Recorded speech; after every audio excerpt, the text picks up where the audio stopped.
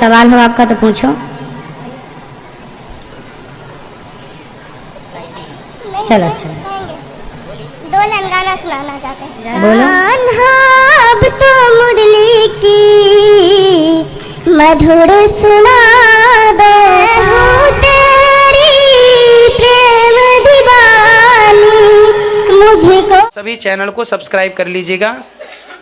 जो भी YouTube पर देख रहे हैं चैनल को सब्सक्राइब कर लीजिए और शेयर कीजिए। राधे महाराज जी के प्रिय भक्तों, जैसा कि पंडाल में आए हुए आज इन सब भक्तों ने महाराज जी से जो जो सवाल पूछे, महाराज जी ने इन अपने भक्तों के सवालों का कितना अच्छा जवाब दिया है। इसी में से एक लड़की ने महाराज जी से कहा, महाराज जी मैं आपको एक प्यारा सा भजन सुनाना चाहती हूँ। तो जब इस लड़की ने प्यारा सा भजन सुनाया तो सब कितने खुश हो गए और कितने मस्त हो गए। तो दोस्तों देर ना करते हुए देखते हैं आज का वीडियो। इससे पहले अगर आपने मेरे चैनल को सब्सक्राइब नहीं करा है तो प्लीज इस चैनल को सब्सक्राइब कर लें और देखते हैं आज का वीडियो। राधे गुरुजी, मैं सासाराम से आई हूँ, बिहार से। मैं 2-3 प्रश्न करना चाहती हूँ, कर सकती हूँ? बिल्कुल। गुरुजी, अपने घर में कृष्ण जी की रखी हूँ, वो थोड़ा सा खंडित हो गए तो उन्हें क्या कर सकते हैं? कहाँ से खंडित हो गए हैं? हाथ से। तो टूट गया है तो विसर्जन करके ठाकुर जी को किसी भी पवित्र नदी में रेत में गड्ढा खोद के ठाकुर जी को विसर्जन ऐसे किया जाता है, फिर दूसरे ले सकते हैं। मेरा दूसरा प्रश्न ये है कि लहसुन प्याज क्यों नहीं भगवान को भोग लगाया जाता है? तामसी है इसलिए। इसलिए। और तांबे के बर्तन से क्यों पानी पिया जाता है? क्योंकि तांबे के स्पर्श होते ही जल गंगा की तरह पवित्र हो जाता है। धातु वो तांबे के स्पर्श से गंगा जल अपने आप बदल जाता है। और भगवान के भोग में तुलसी का पत्ता डालने का कारण? भगवान के भोग में तुलसी भगवान की पत्नी है ना, तो भगवान तुलसी से वचन दिए थे कि मैं तुम्हारे बिना ना पानी पीऊँगा ना कुछ खाऊँगा। इसलिए भगवान तुलसी को अत्यधिक प्रेम करते हैं, इसलिए तुलसी डालते हैं भक्त। आपके जन्मदिन में आपकी माँ वही बनाती है ना जो आपको पसंद है। उसी तरह जब भगवान को पसंद है तुलसी तो भगवान को भक्त समर्पित करता है। राधे राधे गुरुजी। खुश रहिए। जय श्रीमन नारायण। बोलो। हमने कभी सोचा नहीं था कि यहाँ पे आएंगे, लेकिन हम सब एक फैमिली आए। खुश रहिए। कुछ प्रश्न है आपका?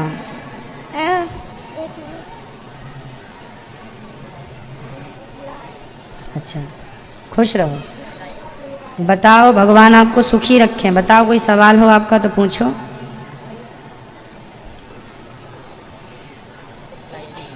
चलो अच्छा, 2 लाइन गाना सुनाना चाहते हैं। बोलो, जल्दी सुनाओ ताकि सबको थोड़ा थोड़ा बोलने का मौका मिल जाए।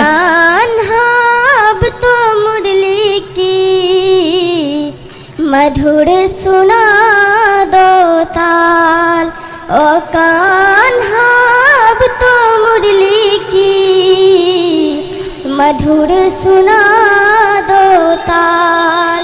मैं हूँ तेरी प्रेम दीवानी मुझको तू पहचान। मधुर सुना दो ताल, जब से मैंने तुम संग अपना नैना जोड़ लिए हैं। क्या मैया क्या बाबुल सबसे रिश्ते तोड़ लिए हैं।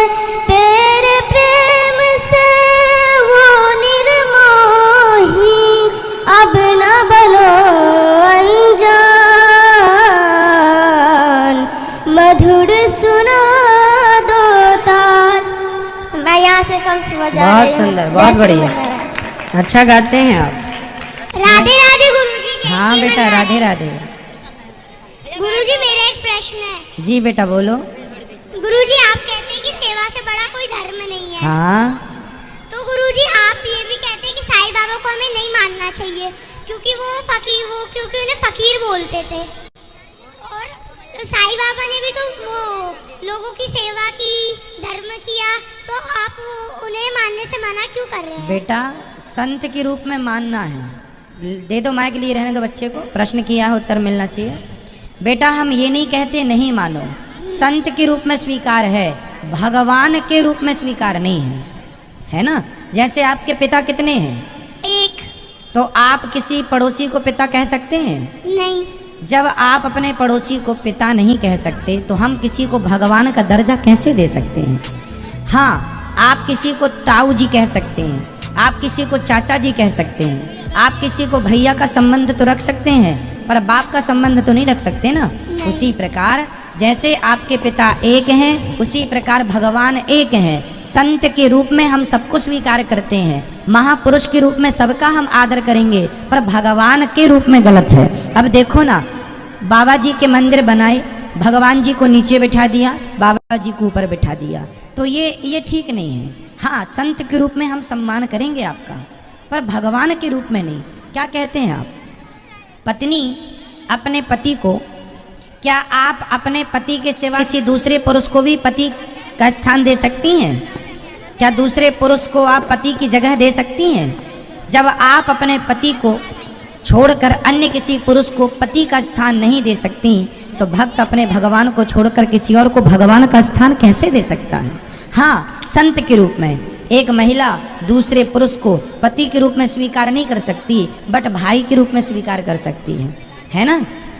भाई के रूप में स्वीकार कर सकती है, पुत्र के रूप में स्वीकार कर सकती है, पिता के रूप में स्वीकार कर सकती है, आप मेरे पिता तुल्य हैं, पर पति के रूप में स्वीकार नहीं कर सकती। उसी तरह हम साधु संत महापुरुषों के रूप में सबको स्वीकार कर सकते हैं, पर भगवान के रूप में तो केवल भगवान ही होंगे, उनकी जगह कोई कैसे ले सकता है। इसी प्रकार बेटा, भगवान के रूप में नहीं, बाकी सबके रूप में स्वीकार है, बना लेना।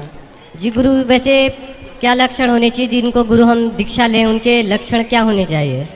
अब ये तो शिष्य जो है, आप ही परीक्षा लीजिए फिर अपने गुरु की। जी। जब आपकी कसौटी में खरे उतरे तो गुरु मान लीजिएगा। जी जी। जब तक वैसे जो शिक्षा पहले होनी चाहिए, दीक्षा?